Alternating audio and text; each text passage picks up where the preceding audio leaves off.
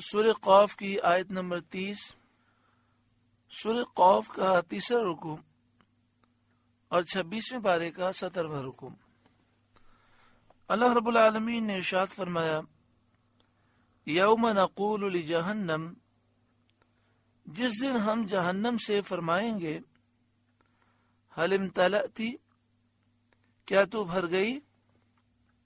اللہ تعالیٰ نے جہنم سے وعدہ فرمایا ہے کہ اسے جنات اور انسانوں سے بھرے گا۔ اس وعدے کی تحقیق کے لیے جہنم سے یہ سوال فرمایا جائے گا، وَتَقُولُ هَلْ مِن مَزِيدٍ، وہ عرض کرے گی کچھ اور زیادہ ہے۔ اس کے معنی یہ بھی ہو سکتے ہیں کہ اب مجھ میں گنجائش باقی نہیں، میں بھر چکی، اور یہ بھی معنی ہو سکتے ہیں کہ ابھی اور بھی گنجائش ہے۔ دونوں معنی ہو سکتے ہیں۔ وَتَقُولُ، اور وہ عرض کرے گی، حل من مزید، کچھ اور زیادہ ہے۔ وَأُزْلِفَتِ الْجَنَّةُ لِلْمُتَّقِينَ غَيْرَ بَعِيدٍ، اور پاس لائی جائے گی جنت پرہیزگاروں کے کہ ان سے دور نہ ہوگی۔ عرش کی داہنی طرف، سیدھی طرف، جہاں سے اہل موقف میدان محشر میں جنت کو دیکھیں گے، جنت پاس لائی جائے گی، محشر کے لوگ دیکھیں گے، ان سے کہا جائے گا، ھذا ما توعدون لکل اواب حفیظ، یہ ہے وہ جس کا تم وعدہ دیے جاتے ہو۔ یعنی رسولوں کی معرفت دنیا میں تمہیں یہ وعدہ دیا گیا تھا کہ جنت اسے ملے گی، لکل اواب حفیظ، ہر رجوع لانے والے، نگہداشت والے کے لیے۔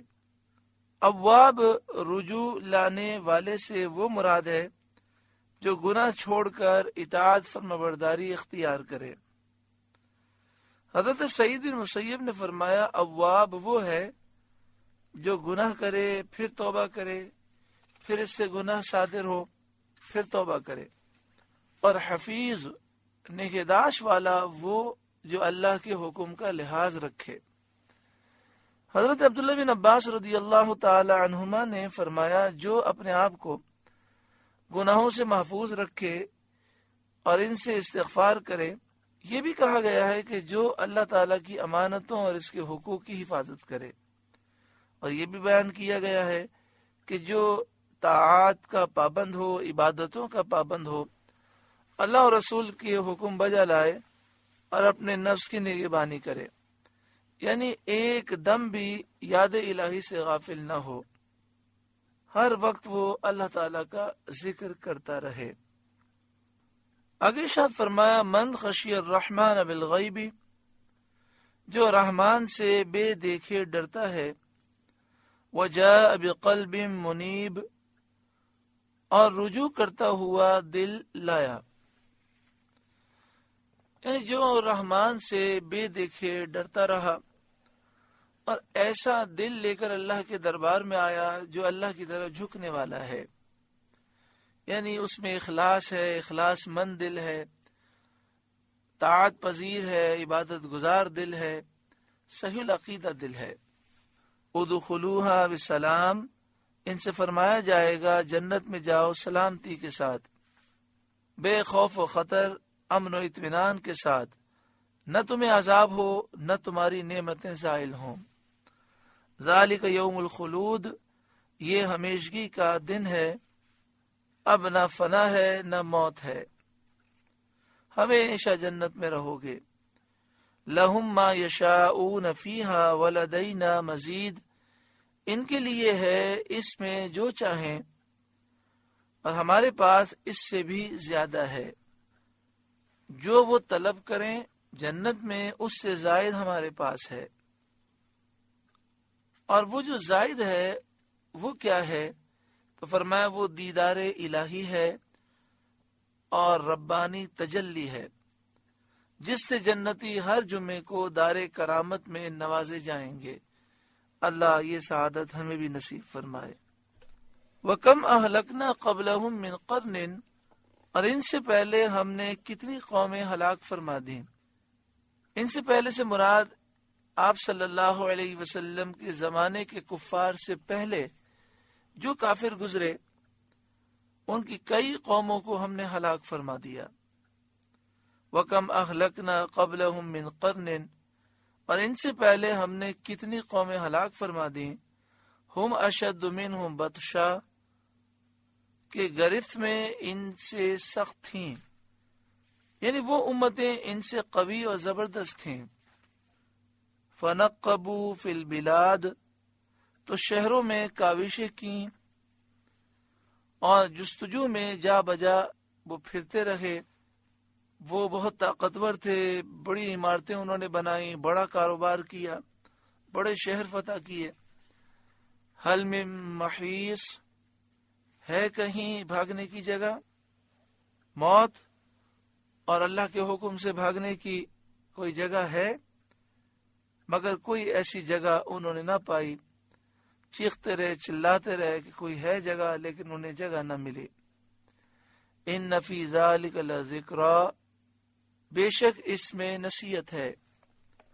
لمن کان لہ قلب، اس کے لیے جو دل رکھتا ہو، سمجھدار دل رکھتا ہو. حضرت ابو بکر شبلی قدس سرہ، جن کا مزار پر انوار بغداد معلی میں حضرت امام اعظم ابو حنیفہ رضی اللہ تعالی عنہ کے مزار پر انوار کے قریب جو قبرستان ہے، اس میں عظیم الشان آپ کا مزار ہے. حضرت ابو بکر شبلی بغدادی قدس سرہ العزیز. الحمدللہ ہمیں ان کے مزار پر حاضری کی سعادت نصیب ہوئی. اللہ تعالیٰ پھر حاضری نصیب فرمائے، بار بار نصیب فرمائے. آپ فرماتے ہیں قرآنی نصیحتوں سے فیض حاصل کرنے کے لیے دل حاضر چاہیے، جس میں پلک جھپکنے کے لیے بھی غفلت نہ آئے. ایسا دل جو حاضر ہو، ایک سیکنڈ کے لیے بھی وہ غافل نہ ہو قرآن کی نصیحتوں سے، وہی دل صحیح معنوں میں فیض پاتا ہے. ان فی ذلک لذکری لمن کان لہ قلب، بے شک اس میں نصیحت ہے اس کے لیے جو دل رکھتا ہو. او القی السمع وہو شہید، یا کان لگائے اور متوجہ ہو. یعنی قرآن پاک اور قرآن پاک کی نصیحت پر وہ کان لگائے، توجہ سے سنے، غور سے سنے. تو دو باتیں فرمائی گئیں. قرآن سے فیض وہ لوگ پاتے ہیں جو بڑا پاکیزہ دل رکھتے ہیں، اور دوسرے وہ لوگ جن کے دل تو گندے ہیں، لیکن وہ بڑے ادب کے ساتھ غور سے قرآن پاک سنتے ہیں، تو قرآن اس کے دل کی گندگی کو دور کر دیتا ہے، اور قرآن کے نور سے دل پھر روشن ہو جاتا ہے. معلوم ہوا اگر دونوں چیزوں میں سے کوئی بھی چیز نہیں، ایک تو دل صاف نہیں ہے، پھر انسان غور سے بھی نہیں سنتا، تو پھر وہ ہدایت عام طور پر نہیں پا سکتا. وَلَقَدْ خَلَقْنَا السَّمَاوَاتِ وَالْأَرْضَ وَمَا بَيْنَهُمَا فِي سِتَّةِ أَيَّامٍ، اور بے شک ہم نے آسمانوں اور زمین کو اور جو کچھ ان کے درمیان ہے 6 دن میں بنایا. وَمَا مَسَّنَا مِن لُغُوبٍ، اور تھکن ہمارے پاس نہ آئی. شان نزول، مفسرین نے فرمایا کہ یہ آیت یہودیوں کے رد میں نازل ہوئی، جو یہ کہتے تھے کہ اللہ تعالیٰ نے آسمان و زمین اور ان کے درمیان کائنات کو 6 دن میں بنایا، جن میں سے پہلا دن اتوار کا دن تھا. اتوار، پیر، منگل، بدھ، جمعرات، جمعہ، آخری دن جمعے کا دن تھا. پھر یہودی کہتے تھے کہ معاذ اللہ، اللہ تھک گیا، اور سنیچر کو، ہفتے کو اس نے عرش پر لیٹ کر آرام کیا. اس آیت میں ان کا رد ہے کہ اللہ تعالیٰ اس سے پاک ہے کہ وہ تھکے. وہ قادر ہے کہ ایک لمحے میں، ایک آن میں سارا عالم بنا دے، ہر چیز کو حسب ابتدائے حکمت ہستی عطا فرماتا ہے. شان الہی میں یہودیوں کا یہ کلمہ سید عالم صلی اللہ علیہ وسلم کو بہت ناگوار ہوا، اور شدت غضب سے چہرہ مبارک پر سرخی نمودار ہو گئی. تو اللہ تعالیٰ نے آپ کی تسکین فرمائی اور خطاب ہوا فَاصْبِرْ عَلَى مَا يَقُولُونَ، تو ان کی باتوں پر صبر کریں، وَسَبِّحْ بِحَمْدِ رَبِّكَ قبل طلوع الشمس، اور اپنے رب کی تعریف کرتے ہوئے اس کی پاکی بیان کریں سورج چمکنے سے پہلے، وقبل الغروب، اور ڈوبنے سے پہلے، یعنی فجر، ظہر اور عصر کے وقت اللہ کی پاکی بیان کریں، نماز ادا کریں۔ وَمِنَ اللَّيْلِ فَسَبِّحْ وَأَدْبَارَ السُّجُودِ، اور کچھ رات گئے اس کی تسبیح کریں اور نمازوں کے بعد، یعنی وقت مغرب، عشاء اور تہجد کے وقت اللہ کی پاکی بیان کریں، نماز تہجد، نماز مغرب، عشاء ادا کریں، اور نمازوں کے بعد وادبار السجود، نمازوں کے بعد اللہ کی تسبیح بیان کریں، ذکر کریں۔ بخاری شریف میں ہے، حضرت عبداللہ بن عباس رضی اللہ تعالی عنہما سے مروی ہے، سید عالم صلی اللہ علیہ وآلہ وسلم نے تمام نمازوں کے بعد تسبیح کرنے کا حکم فرمایا۔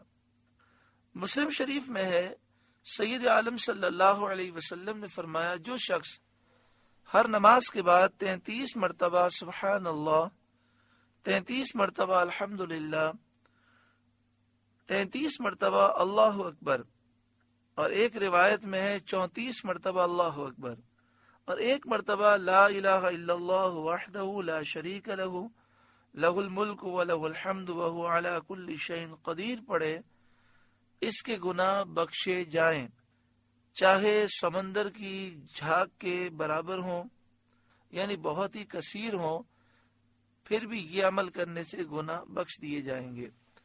اللہ تعالی ہمیں ہر نماز کے بعد یہ پڑھنے کی توفیق عطا فرمائے۔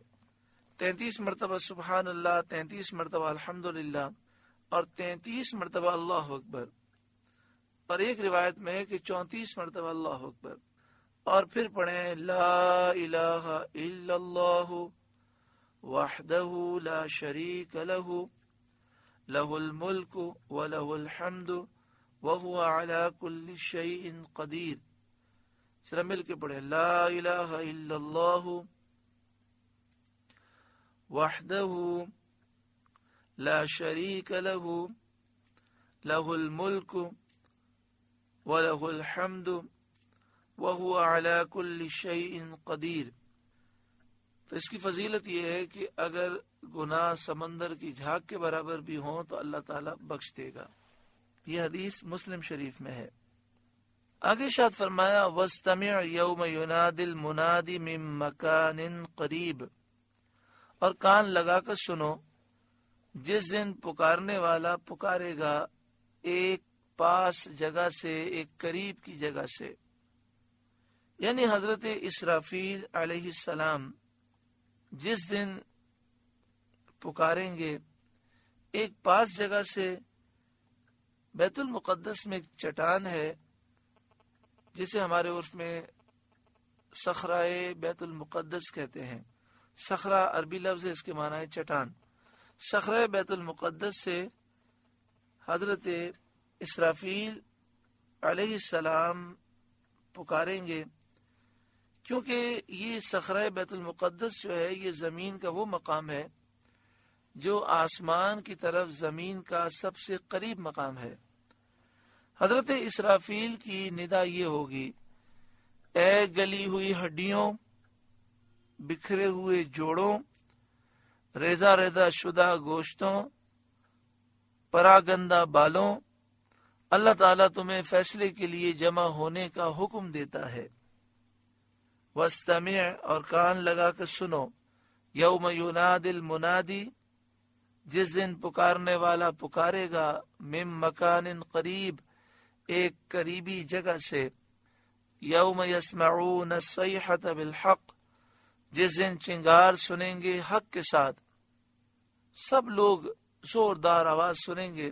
مراد اس سے دوسری سور ہے، نفخہ ثانیہ ہے، اور یہ سننے کے ساتھ لوگ اپنی قبروں سے نکلیں گے۔ ذالک یوم الخروج، یہ دن ہے قبروں سے باہر آنے کا۔ انا نحن نحیی ونمیت، بے شک ہم ہی زندہ کرتے ہیں اور مارتے ہیں، وَإِلَيْنَا الْمَصِيرُ، اور ہماری طرف پھرنا ہے، پلٹ کر آنا ہے آخرت میں۔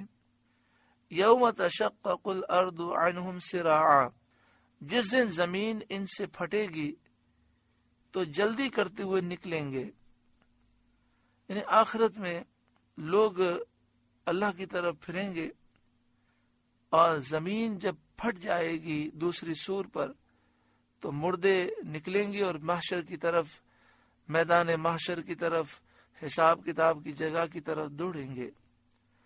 یوم تشقق الارض عنہم سراعا، جس دن زمین ان سے پھٹے گی تو جلدی کرتے ہوئے نکلیں گے۔ ذالک حشر علینا یسیر، یہ حشر ہے ہم کو آسان۔ نحن اعلم بما یقولون، ہم خوب جان رہے ہیں جو وہ کہہ رہے ہیں، یعنی کفار قریش جو کہہ رہے ہیں ہم خوب جانتے ہیں۔ وما انت علیہم بجبار، اور کچھ تم ان پر جبر کرنے والے نہیں، یعنی اے محبوب آپ ان پر زبردستی کرنے والے نہیں کہ انہیں زور کے ساتھ اسلام میں آپ داخل کریں، آپ کا کام دعوت دینا اور سمجھا دینا ہے۔ اعلیٰ حضرت امام اہل سنت امام احمد رضا علیہ رحمہ کے خلیفہ صدر الافاضل مولانا نعیم الدین مراد آبادی علیہ رحمہ یہ تفسیر لکھنے کے بعد فرماتے ہیں وَكَانَ هَذَا قبل الامر بالقتال، آپ کا کام دعوت دینا ہے اور سمجھا دینا ہے، زور کے ساتھ آپ اسلام میں داخل نہ کریں، یہ آپ کا کام نہیں۔ فرمایا یہ حکم اس وقت تھا جب جہاد کا حکم نہیں آیا تھا، یہ باتیں جہاد کے حکم آنے سے پہلے کی ہیں۔ فذکر بالقرآن من یخاف وعید، تو قرآن سے نصیحت کرو اسے جو میری دھمکی سے ڈرے، عذاب کی وعید یعنی جو اللہ تعالی نے وعیدیں ارشاد فرمائی کہ جب کفر کرو گے تو یہ نقصان ہوگا، یہ عذاب ہوگا، تو ایسا شخص جو ان باتوں سے ڈرتا ہے اسے قرآن سے نصیحت کرو تاکہ اس کے خوف میں اضافہ ہو، اور جتنا خوف الہی زیادہ ہوگا اتنا ہی وہ اللہ کا قرب زیادہ پائے گا۔ سورہ قاف کا تیسرا رکوع مکمل ہوا اور سورہ قاف کا درس بھی مکمل ہوا۔ اللہ تعالیٰ اس سورہ مبارکہ کے نور سے ہمارے قلوب کو روشن اور منور فرمائے۔